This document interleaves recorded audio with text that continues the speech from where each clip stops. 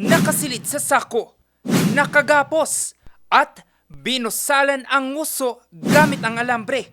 Ito ang sinapit ng isang aso sa bayan ng San Jacinto, Pangasinan.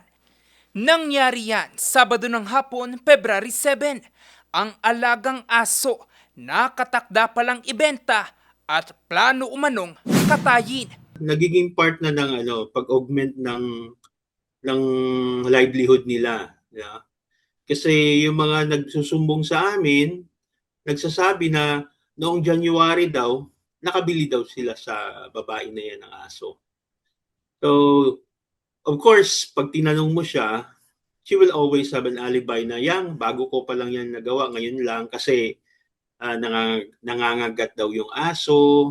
Mga, alam na, usual na alibi nila. 1,500 piso ang benta sa alagang aso. Bagay na nabuko sa isinagawang bypass operation ng pinagsamang pwersa ng Animal Welfare Investigations Project, PNP, at ng informant. Arestado ang 49 anyos na babae.